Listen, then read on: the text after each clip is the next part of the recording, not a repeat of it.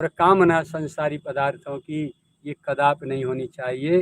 सावधान, वरना भजन इसी में खर्च हो जाएगा और फिर जीवन भर भजन किया लेकिन आप नंगे के नंगे, फड़ाक नंगे रह गए।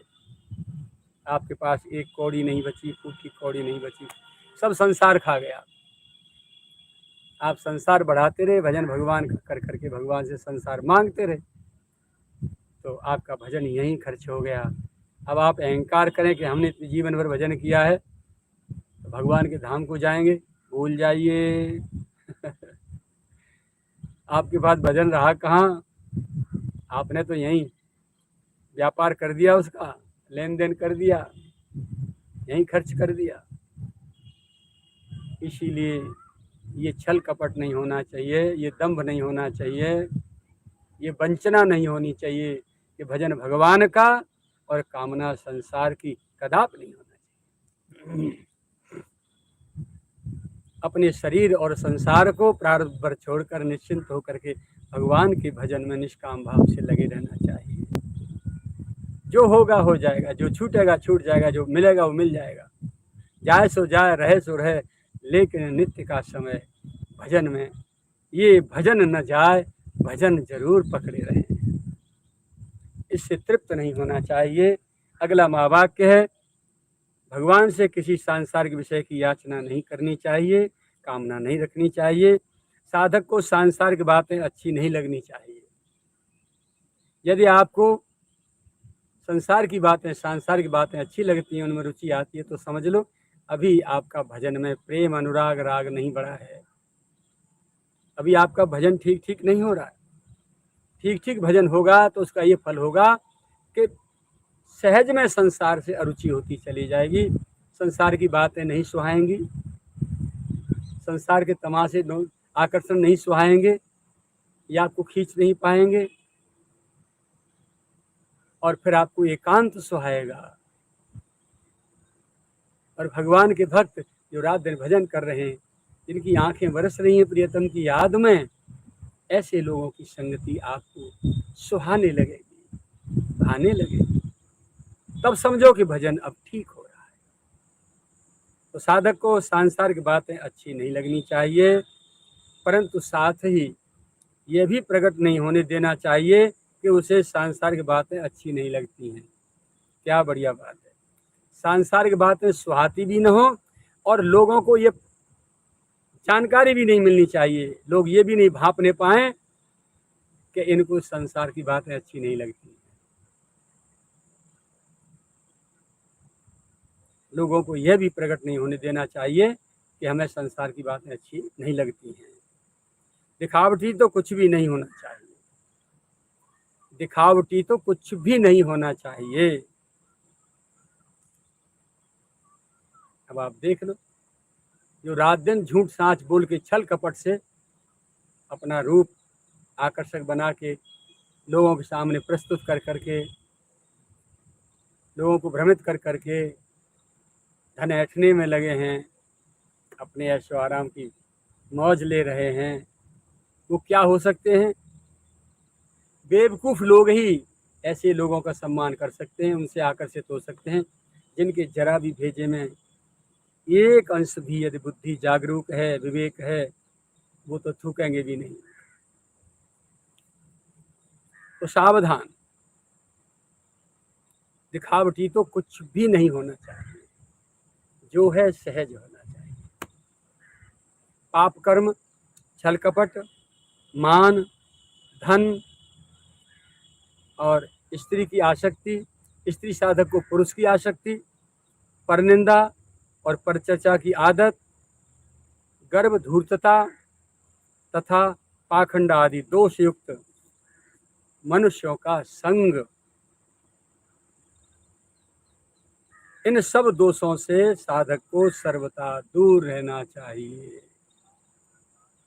दोबारा फिर सुन लें, पाप कर्म, छल कपट, मान, धन और स्त्री की आसक्ति और स्त्री साधक को पुरुष की आसक्ति, परनिंदा और परचर्चा की आदत, गर्भ धूर्तता तथा पाखंड आदि दोष युक्त मनुष्यों का संग, इन सब दोषों से साधक को सर्वथा दूर रहना चाहिए।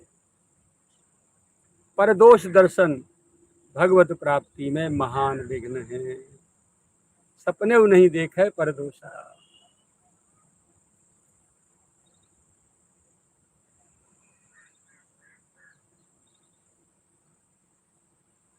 परदोष दर्शन का एक अनुभव हमारे पास है।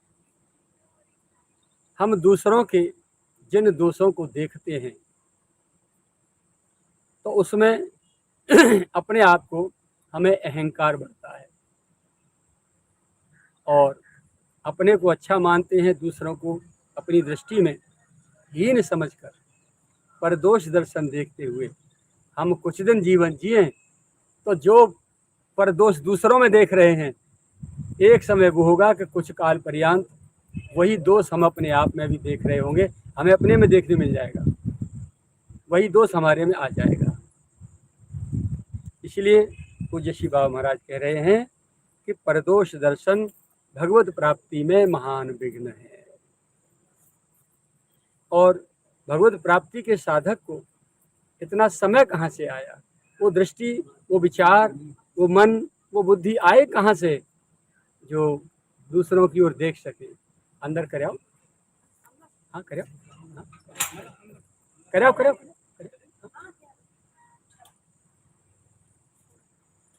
और आगे की बात कह रहे हैं, साधक को सांप्रदायिक झगड़ों में नहीं पड़ना चाहिए। साधक को सांप्रदायिक झंझटों में नहीं पड़ना चाहिए। निरंतर जप, पाठ, पूजन और ध्यान में ही समय बिताना चाहिए। एकांत स्थान में रहने का अभ्यास करना चाहिए।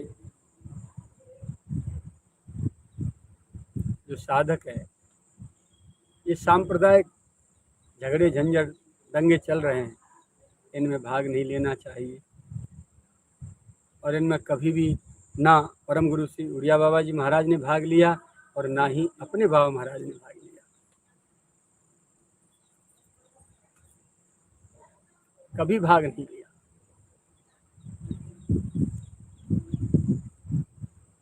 संत जो स्वयं करते हैं वही करने की दूसरों से कहते हैं। निरंतर जप, पाठ, पूजन और ध्यान में ही अपना समय व्यस्त रखना चाहिए। एकांत स्थान में रहने का अभ्यास करना चाहिए।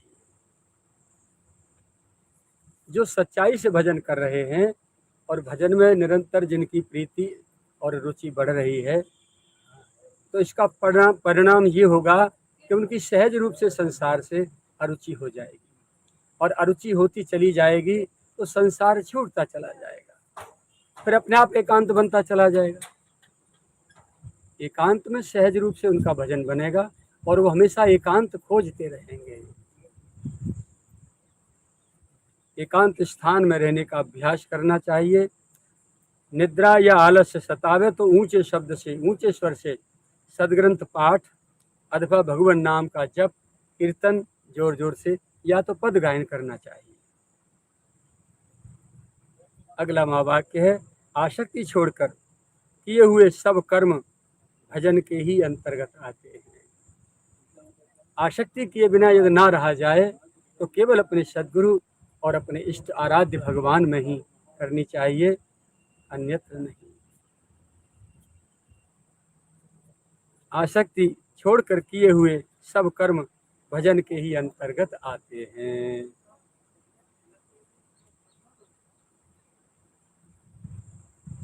कितना सुंदर महावाक्य है।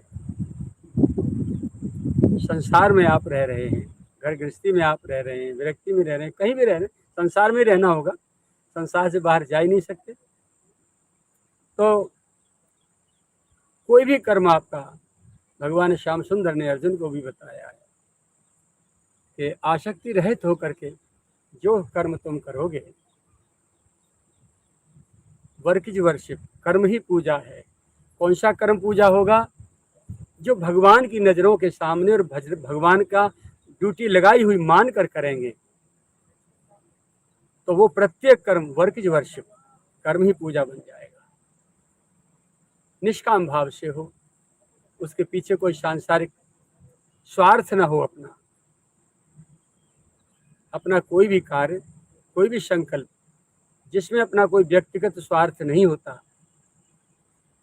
पूरी सृष्टि विरोध में हो जाए, वो कार्य रोक नहीं पाते, पूरी दुनिया रोक नहीं पाएगी और कार्य सफल होगा, अकेले व्यक्ति की विजय होगी।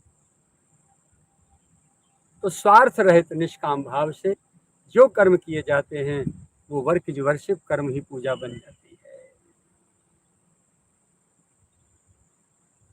इसीलिए बाबा महाराज कह रहे हैं, आसक्ति छोड़कर किए हुए सब कर्म भजन के ही अंतर्गत आते हैं। अगला महावाक्य है, सब प्रकार के दुखों को शांति पूर्वक सह लेना चाहिए।